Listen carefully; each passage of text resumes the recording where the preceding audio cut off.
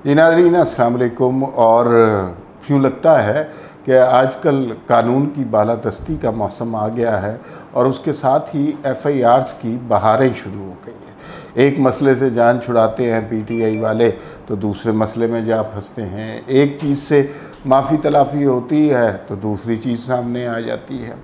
जैसे इमरान खान साहब पे इस वक्त बैक वक्त कई किस्म की चीज़ें चल रही हैं जो कानूनी तौर पर बहुत इम्पॉर्टेंट हैं। आपको पता है तौहीन अदालत की कार्रवाई चल रही है, उसके अलावा तोशाखाना केस चल रहा है इलेक्शन कमीशन में, फिर फॉरेन फंडिंग केस चल रहा है और बहुत सारे केसेस ऐसे हैं जिनमें खान साहब एक जगह से निकलेंगे तो दूसरी जगह, तो वो जो ये केसेस नहीं चले पहले, क्यों नहीं चले इस पर भी सोचना चाहिए। अचानक क्यों चलने लग गए हैं इस पर भी सोचना चाहिए। तो ये अचानक ही होता है, लेकिन जो किरदार थे इमरान खान को लाने वाले उनकी भी सख्ती आई हुई है। मतलब आजकल बहुत ज़्यादा डिस्कस हो रहा है कि शहबाज गिल के कमरे से पिस्तौल निकल आया, लाल डायरी निकल गई। ये भी मैंने टिकर देखा कि उनके कमरे से महंगे कपड़े बरामद हुए। यार मतलब अब इतना भी ना खींचे, लस्सी में इतना भी ना पानी डालें। और मैं थोड़ा थोड़ा अब शहबाज गिल की स्टोरी से पुट ऑफ होने लग गया। उससे ज़्यादा इम्पॉर्टेंट चीज़ें इस मुल्क में हो रही हैं, उनकी तरफ तवज्जो देनी चाहिए। और मेरे ख़्याल में अभी जो FIRs का सिलसिला है अदर दैन शहबाज गिल, आज तो वो आपको पता चला ना तौहीन अदालत वाला क्या हुआ। वो इमरान खान साहब को बुला लिया गया, गैर मशरूत माफ़ी नहीं मांगेंगे तो फिर सख्ती आ जाएगी। अब आप मुझसे पूछेंगे कि भाई ये मतलब इमरान खान ने ऐसा किया है तो उनको सज़ा होनी चाहिए। मेरे ख्याल में अगर वो माफ़ी मांग लें तो उन्हें माफ़ कर देना चाहिए। ये बुनियादी आज़ादी इजहार के ख़िलाफ़ है। कोई शख्स कोई किसी से इख्तलाफ नहीं कर सकता। इमरान खान को सज़ा देना जो है इस मामले में गलत होगा। लेकिन क्यों लोग इंसिस्ट कर रहे हैं? इसलिए कि माजी में आप इन्हीं चीज़ों पे वज़ीर आज़म को फारिग करते रहे हैं, तो एक नेचुरल कंपैरिजन आता है। तो एक तरीका ये है कि बजाय एक और गलती करने के आप माजी की गलतियों को दुरुस्त कर लें। ज़रूरी नहीं है कि इसी केस में इमरान खान को सज़ा देनी है या नाअहल करना है, और बहुत सारे ऐसे एविडेंस मौजूद हैं। लेकिन ये इस मुल्क से इस रवायत को ख़त्म होना चाहिए कि किसी ने कुछ कह दिया, अदालतों का जब दिल किया वज़ीर आज़म को 30 सेकंड के लिए तौहीन अदालत लगाई, 5 साल के लिए नाअहल। तो ये सिलसिला ख़त्म होना चाहिए। इसको मतलब बहुत ज़्यादा आपको पता है कि मैं बहुत ज़्यादा इमरान खान की फेवर में नहीं हूँ, ना उनकी सियासत के, लेकिन उसके बावजूद मैं ये समझता हूँ कि इस तरह का सिलसिला तौहीन अदालत और जिसका दिल करेगा ये सिलसिला फिर चलता रहेगा। तो बजाय इसके कि एक नया सिलसिला शुरू किया जाए, एक और साबिक़ वज़ीर आज़म को नाअहल किया जाए, माजी में जो नाअहलियाँ की हैं उनको ख़त्म किया जाए, उस पर शर्मसारी का इजहार किया जाए, तो शायद हम किसी बेहतर तरफ जा रहे हैं। अभी जब हम बातें कर रहे हैं तो जनाब स्क्रीनों पर चल रहा है पूरी आधी PTI के ऊपर एक और मुकदमा हो गया और FIR दर्ज हो गई है। FIR तो बस आजकल दर्ज करने का मौसम, और ये जो है फिर इन्हें 25 मई के हवाले से है। और इसमें लोगों को उकसाने के हवाले से बात की है और एक रैली निकाली गई है इसमें। और उस रैली में जो सरगर्म रुकन थे मुराद सईद, फैसल जावेद, शेख रशीद, असद उमर, राजा खुर्रम नवाज़, अली नवाज़ अमान, फैसल वाडा, शहजाद वसीम, सदाकत अली अब्बासी, शिबली फराज, फवाद चौधरी, सैफ अली नियाज़ी, शहरियार आफरीदी, फ़याज़ुल हसन चौहान, फिरदौस शमीम नकवी, असद कैसर, ज़हीर अब्बास खोकर, मेजर ग़ुलाम सरवर और दीगर देग वगैरह 12 को PTI 0 पॉइंट पुल पर जमा हुए। शुरका की तादाद तकरीबन 1200 थी और इन्होंने रोड ब्लॉक करके, अच्छा ये वो वाला नहीं है, वो वाली भी अभी आ रही है, लेकिन ये जो शहबाज गिल के हक़ में रैली निकाली है ना, ये उसके हवाले से FIR हो गई है। और ये मैंने समझाया भी था, खैर ये समझते किधर हैं कि ये गलत कर रहे हैं। एक तरफ कह रहे हैं शहबाज गिल ने जो कुछ कहा वो गलत है, उसने लोगों को बगावत पर आमादा किया। दूसरी तरफ कह रहे हैं कि शहबाज गिल के हक़ में मोमिनो बाहर निकलो।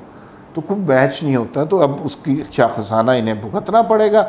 इनके ऊपर FIR दर्ज कर दी गई है और इल्ज़ाम ये लगाया गया है कि दफ़ा 144 दर्ज थी और उस दफ़ा के तहत इनके ऊपर जो है कि खिलाफ वर्जी के ये मुर्तकब हुए हैं। और माशाल्लाह जो दफ़ात लगाई गई हैं, जो जराइम इनके पाए गए हैं वो 109, 506, 186, 188, 341 पे 3/2 जो है ये इब्तदाई तौर पर ये मुकदमा दर्ज हुआ। यानी अब उधर से बचे हैं तो इधर से निकलेंगे। शहबाज गिल वाला केस मैं आपको बताऊं कि टेस्ट केस बना दिया जाएगा, कि इसलिए कि वो जब तक सियासतदानों के ख़िलाफ़ बहतान तराजी करते रहे कोई कुछ नहीं कहता था। जब इस्टेब्लिशमेंट के ख़िलाफ़ बात की तो फिर उसका नतीजा इस मुल्क में भुगतना पड़ता है।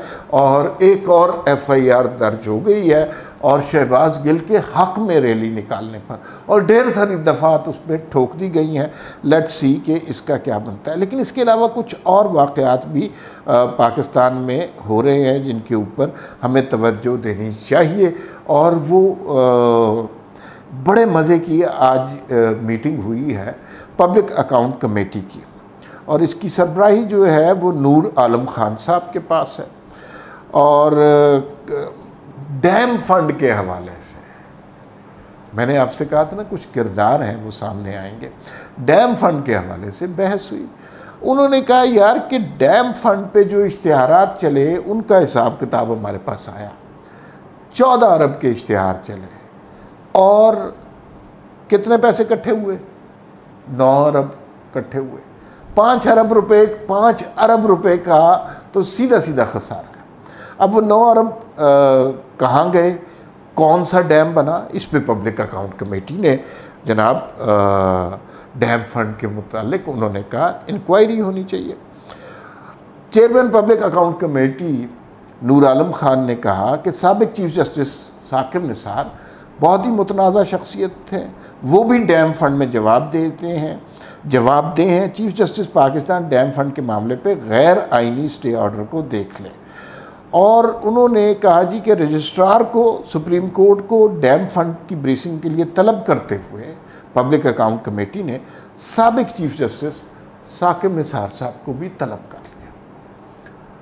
यानी वो फिरौन जो खड़े खड़े लोगों को नौकरियों से निकालते थे, कहते थे 5-7 लोग तो MNA MPA तो मैं खड़े खड़े नाअहल कर दूंगा, अब उनकी भी जवाबदेही का मौसम आ गया है। और ये जैसे नूर आलम खान साहब को अगर आप जानते हो तो सख्त गुस्से में, और वो इस मामले को छोड़ेंगे नहीं। तो वो जो इंसाफ का डंडा लहराते थे हमारे सरों पर, अब इंसाफ खुद उनके दर पे हुए हैं। और वो इतना बड़ा ड्रामा था दुनिया में कहीं, और डैम पता नहीं कितने खरबों का बनता है, लेकिन मुल्क में अभी भी मैं कहीं बैंकों के बाहर जो है ना वो डैम फंड के बैनर देखता हूँ। वो इतना पैसा इकट्ठा हुआ, मुख्तलिफ इदारे कह रहे हैं ये लीजिए 1 अरब रुपया मेरी तरफ से, मलिक रियाज ने भी पैसे दिए। वो किधर गए पैसे? कौन सा डैम बना? क्या साकिब निसार कहा गया? क्या इमरान खान कहा गया? पता तो चलना चाहिए ना। तो साकिब निसार साहब की तलबी हो गई है। दूसरा, एक इमरान खान साहब के बड़े करीबी कैरेक्टर थे आज़म खान। उनके दौर में ब्यूरोक्रेसी आज़म खान ने ही चलाई है। इमरान खान को के नज़दीक किसी को जाने नहीं दिया, तमाम फ़ैसले इमरान खान से करवाए। और एग्जेक्टिव डायरेक्टर वर्ल्ड बैंक का उन्होंने जनाब ओहदा भी पकड़ लिया। अक्टूबर में उन्हें ज्वाइन करना था, हुकूमत ने कहा ठहर जाएं, यहीं बैठ जाएं, और एग्जेक्टिव डायरेक्टर जो पहले लगे हुए हैं हम उनको एक्सटेंड कर रहे हैं। तो अब आज़म खान साहब भी पब्लिक अकाउंट कमेटी के हत्थे चढ़ गए। उन्होंने इनको आज़म खान जो तकरीबन वज़ीर आज़म ही थे इमरान खान के दौर में, उन्हें पब्लिक अकाउंट कमेटी के सामने पेश होने का कहा। अब ये तो आपको पता होगा कि PTI वाले किसी के सामने पेश होने, जवाब देने के तो इनको, या कानून पर अमलदारी, ये तो इनको बात पसंद ही नहीं है। ये उन्हें बेवकूफ़ समझते हैं कि जो जजों के सामने पेश होते हैं, जो नैब के सामने पेश होते हैं, और उसको हमाकत समझते हैं। हालांकि हमने देखा कि नवाज शरीफ और उनकी साहबजादी ने किस तरह नैब को भुगता, कोई पेशी नहीं मिस की।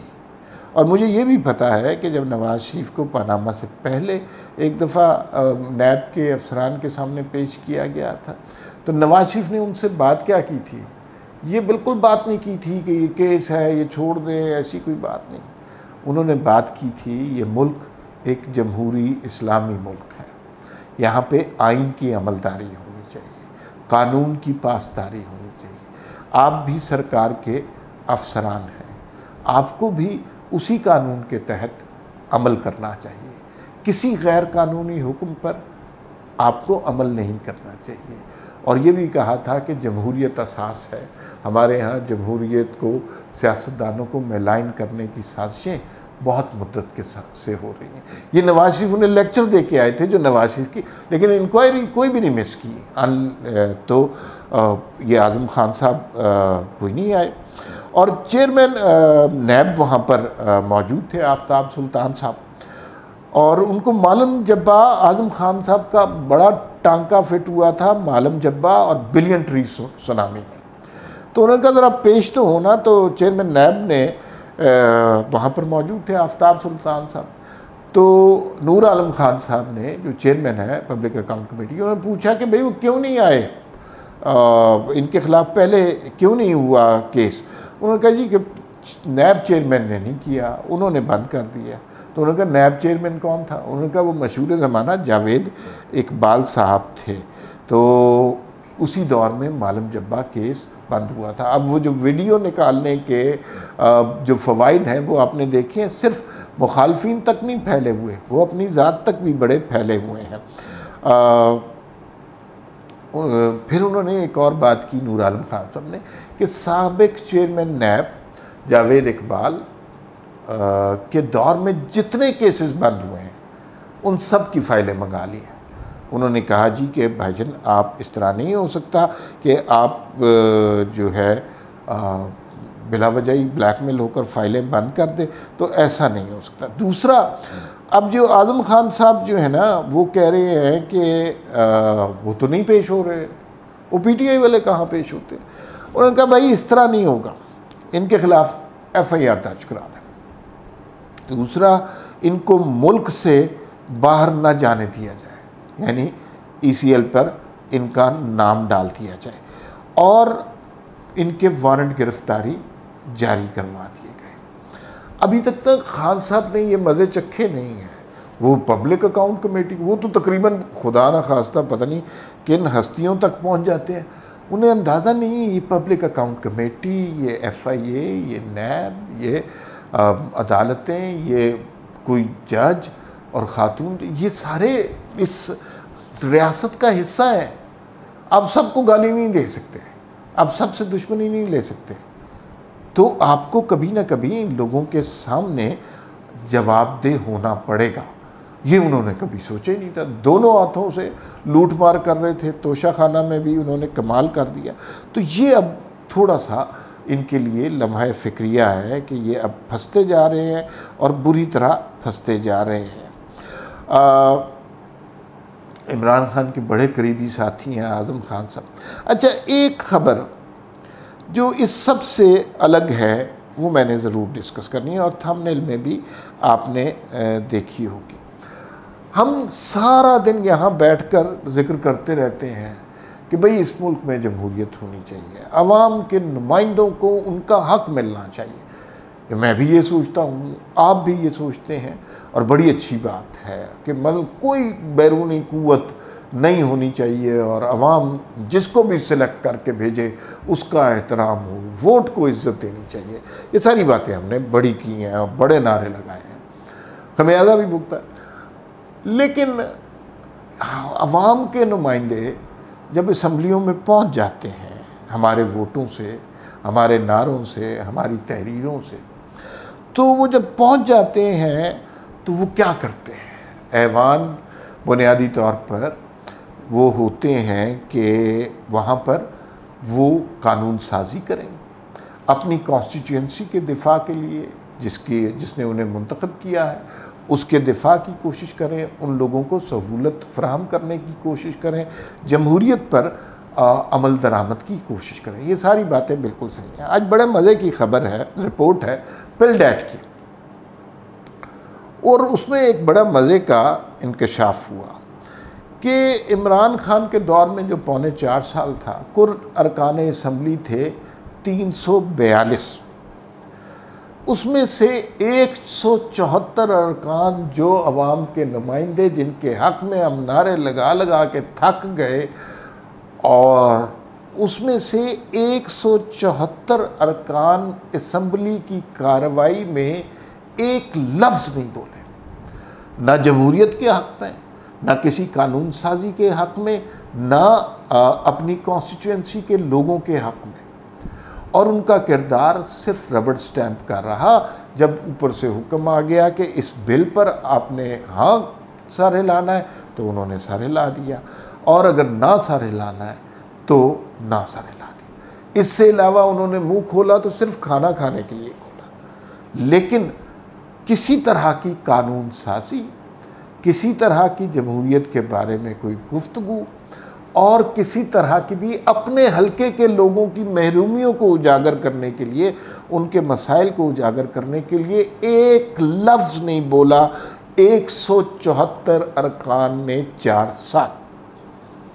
और ये नहीं है कि ये किसी एक जमात के, अगर मतलब कहे ना कि ये एक ख़ास जमात की है, उसके लोग बड़े नालायक, सारी जमातों के लोग ऐसे। सुने ज़रा तफसीर, ये जो 174 है, इसमें जो बिल्कुल चुप रहे, सुम्मुन बुकमुन, ना अपने हक़ में कोई बात की, ना किसी के हक़ में कोई बात की, और लोगों ने बड़े चाव से इन्हें मुंतखब किया था कि ये हमारे हकूक़ का दिफा करेंगे।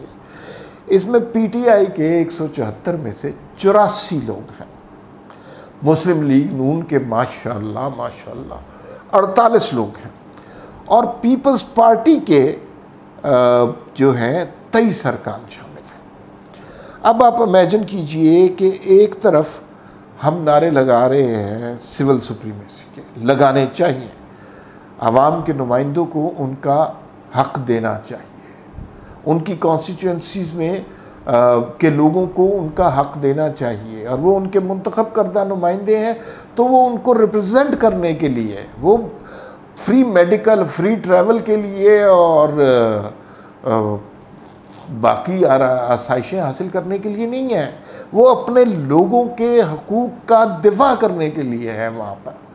लेकिन अल्हम्दुलिल्लाह 174 अरकान बोले भी नहीं, एक लफ्ज़ असम्बली की कार्रवाई में गुज़िश्ता 4 साल में उनके मुँह से नहीं निकला।